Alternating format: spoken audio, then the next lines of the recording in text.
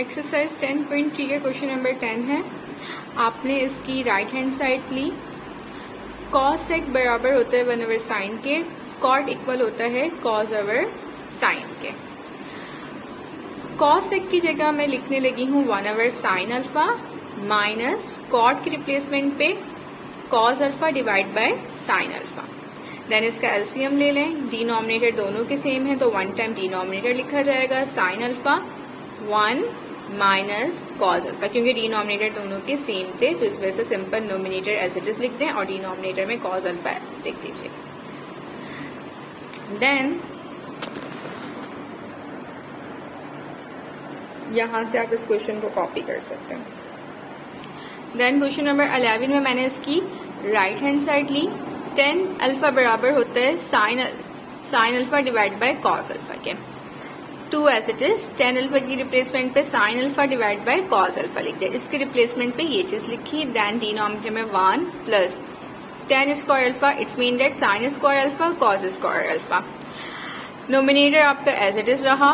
Denominator वाले part में आपने एलसीएम लेना होगा। एलसीएम के लिए ये 1 है तो उसके पास डिनोमिनेटर में यहाँ पे कुछ भी नहीं है, it's mean that cos square alpha इस 1 के पास चला जाएगा तो ये हो जाएगा cos square alpha plus sine square alpha और डिनोमिनेटर में इस पार्ट में cos square alpha as it is रहेगा। अब ये टर्म इस टर्म से डिवाइड हो रही है तो आप इसकी प्रोडक्ट फॉर्म लिख दें। प्रोडक्ट फॉर्म क्या होती है?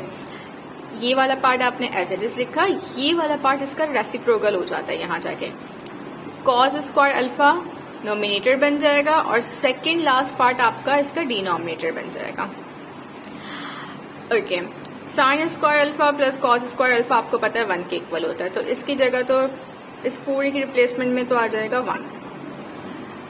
कॉस अल्फा कॉस स्क्वायर के 1 को कैंसिल कर देगा तो आपके पास यहाँ पे रिमेनिंग बचेगा 2 साइन अल्फा और यहाँ से कॉस अल्फा और डिनोमिनेटर में आपके पास 1 आ गया। साइन 2 अल्फा बराबर होता है 2 साइन अल्फा कॉस अल्फा के।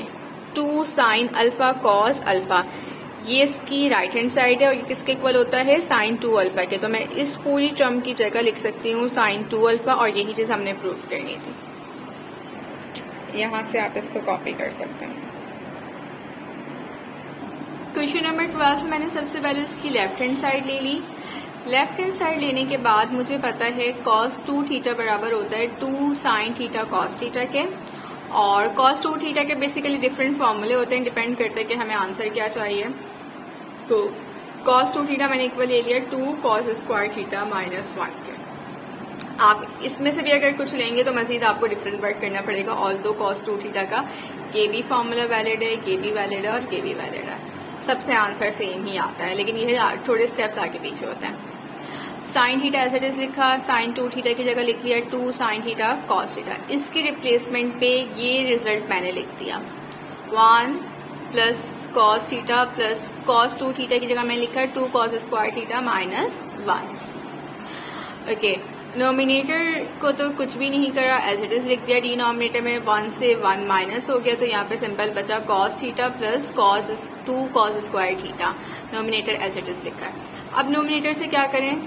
साइन कॉमन ले लें, क्योंकि दोनों के पास साइन है तो मैंने साइन कॉमन ले लिया। यहाँ से जब कॉमन लिया तो यहाँ पे सिंपल 1 बच गया प्लस 2 साइन, क्योंकि मैं बाहर ले चुकी हूँ कॉमन तो यहाँ पे रह गया कॉस थीटा। डिनोमिनेटर में से दोनों के पास कॉस है तो कॉस कॉमन ले लें। कॉस कॉमन लिया तो यहाँ पे सिंपल 1 बचा प्लस 2, यहाँ पे कॉस 2 थीटा है, एक मैं कॉमन ले चुकी हूँ बाहर तो यानी कि सिंपल यहाँ पे 1 कॉस थीटा लिखूंगे। 1 plus 2 cos theta 1 plus 2 cos theta cancel हो जाएंगे, साइन ओवर कॉस रिमेनिंग रह जाएगा। साइन ओवर कॉस 10 के इक्वल होता है और यही हमें प्रूफ करना था। यहाँ से आप इस क्वेश्चन को कॉपी कर सकते हैं। क्वेश्चन नंबर 13 में सबसे पहले आपने इसकी लेफ्ट हैंड साइड ली। tan 4 थीटा, एंगल को ब्रेक कर दें 2 थीटा में ब्रेक कर दें। ब्रेक इसलिए क्योंकि हमारे पास tan 2 थीटा का फॉर्मूला होता है which is equal to 2 tan theta 1 minus tan square theta. इस वर्ड के लिए मैं भी हमेशा एंगल यूज करूंगी। 2 थीटा की जगह मैं एंगल यूज करूंगी ताकि आपको समझाने में आसानी हो। tan 2 थीटा, tan 2 एंगल पे मैं फॉर्मूला लगा रही हूँ। tan 2 एंगल पे फॉर्मूला होता है 2 tan थीटा की जगह एंगल क्या है मेरे पास 2 theta, then 1 minus tan square angle, angle मेरे पास क्या है 2 थीटा, तो मैंने उसकी जगह क्या लगा दी 2 थीटा ही लगा दिया। अगेन टेन 2 थीटा मेरे पास सॉल्व करने पे आ रहा है, तो टेन 2 थीटा की जगह क्या लग जाएगा 2 एज इट इज रहा, tan 2 theta which is equal to 2 tan theta 1 minus tan square theta. अब नोमिनेटर पे अगेन फॉर्मूला लगा। सबसे पहले मैंने क्या किया, टेन 4 थीटा को ब्रेक किया, 2 और 2 थीटा में फॉर्मूला अप्लाई किया। फॉर्मूला अप्लाई करने के बाद मैंने देखा नोमिनेटर और डिनोमिनेटर पे तो अब अगेन फॉर्मूला यूज हो रहा है, तो मैंने 2 एज इट इज लिखा और टेन 2 थीटा की जगह अगेन फॉर्मूला रिप्लेस कर दिया, 1 माइनस टेन स्क्वायर 2 थीटा की जगह अगेन यही फॉर्मूला लिखा, लेकिन क्योंकि 10 के ऊपर स्क्वायर था तो अब मैंने यहाँ पे स्क्वायर भी लिखा, बाकी वही फॉर्मूला अगेन रिपीट कर दिया। इसके बाद हम क्या करेंगे, 2 2 ज़ा 4 ten theta 1 minus tan square theta. Denominator की टर्म अभी मैंने एज इट इज लिखी है, 2 का स्क्वायर क्या होगा 4 और 10 के ऊपर स्क्वायर है तो 10 स्क्वायर थीटा। ये स्क्वायर इस टर्म का भी है, ये स्क्वायर इस टर्म का भी है, इस पे तो मैंने ओपन करके लिख दिया 2 का स्क्वायर 4 10 स्क्वायर थीटा और इसके ऊपर मैंने सिंपल स्क्वायर लिख दिया। ठीक है, अगेन फॉर्मूला रिप्लेस करने के बाद 2 2 ज़ा 4 ये स्टेप एज इट इज और 1 माइनस 2 का स्क्वायर 4 10 स्क्वायर थीटा और डिनोमिनेटर पे भी क्योंकि स्क्वायर लग रहा है तो ये मैंने अभी एज इट इज लिख दिया। ये part same as it is. यहाँ पे मैं एलसीएम लेने लगी हूँ, एलसीएम क्योंकि 1 के पास ये टर्म डिनोमिनेटर में नहीं है तो ये पूरी टर्म 1 के पास चली जाएगी, माइनस 4 10 स्क्वायर थीटा और ये टर्म एज इट इज लिख दी जाएगी। ये टर्म एज इट इज लिखने के बाद फर्स्ट टर्म सेकेंड टर्म से डिवाइड हो रही है तो मैं इसकी मल्टीप्लीकेशन रेसिप्रोकल फॉर्म लिखूंगी। क्या होगा, ये टर्म एज इट इज लिखी मैंने, लास्ट वाला नोमिनेटर में चेंज हो जाएगा और सेकंड लास्ट वाला डिनोमिनेटर में चेंज हो जाएगा। इस फॉर्म का रेसिप्रोकल लिख दिया है मैंने, यानी कि ये डिवाइड हो रहे थे तो ये अब यहाँ मल्टीप्लाई हो रहे थे तो उसका मैंने रिवर्स लिख दिया है। अब 1 माइनस टेन स्क्वायर थीटा और इसके ऊपर स्क्वायर है, टर्म्स दोनों सेम है, एक स्क्वायर इस चीज को कैंसिल कर देगा तो यहाँ पे 4 10 थीटा और 1 माइनस टेन स्क्वायर थीटा रहा। इसके ऊपर फॉर्मूला लगाएं a माइनस बी का होल स्क्वायर, a का square minus 2 according to formula a 1 b 10 2 theta plus b का स्क्वायर, b क्या है हमारे पास 10 2 थीटा, उसके ऊपर स्क्वायर लगाएंगे तो 10 4 थीटा हो जाएगा। बेटा यहाँ पे सिंपल फॉर्मूला लगाए a minus B whole square which is equal to a square minus 2ab plus B square. a आपके पास 1 है और b आपके पास 10 स्क्वायर थीटा है तो ये हो गया a का स्क्वायर मीन्स 1 का स्क्वायर माइनस 2, a हमारे पास 1 है, b हमारे पास 10 स्क्वायर थीटा है, देन b का स्क्वायर 10 स्क्वायर थीटा का b स्क्वायर तो 4 हो जाएगा और ये टर्म एज इट इज। इन दोनों की प्रोडक्ट फॉर्म लिख दी, 1 का स्क्वायर 1 ही रहा, 2 10 स्क्वायर थीटा प्लस 4 10 4 थीटा और ये minus 4 10 square theta as it is लिख दिया। बेटा नोमिनेटर एज इट इज, सबसे पहले 4 सबसे बड़ी टर्म है क्योंकि पावर सबसे बड़ी है तो हमने वो लिख दिया, माइनस 2 माइनस 4 क्योंकि ये भी 10 स्क्वायर है ये भी 10 स्क्वायर है तो ये हो जाएगा माइनस 6 10 स्क्वायर थीटा और ये प्लस 1 और ये आपकी राइट हैंड साइड प्रूव्ड हो गई है। ये चाहें तो आप कॉपी कर लें क्वेश्चन नंबर 13।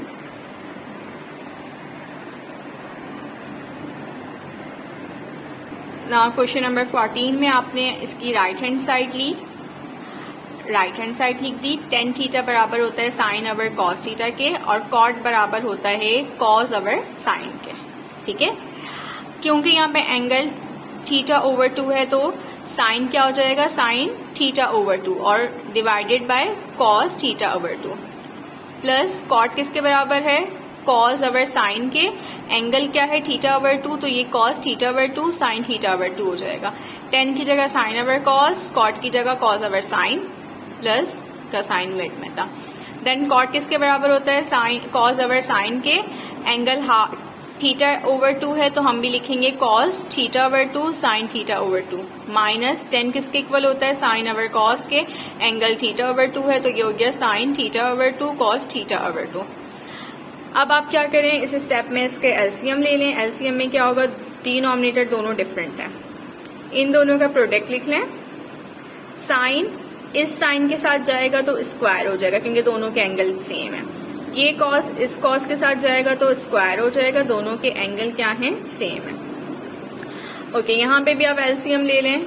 कॉस इस कॉस के पास जाएगा, एंगल सेम है तो कॉस स्क्वायर थीटा ओवर 2 हो जाएगा, माइनस साइन इस साइन के पास जाएगा तो साइन स्क्वायर थीटा ओवर 2 हो जाएगा, और इन दोनों का प्रोडक्ट फॉर्म।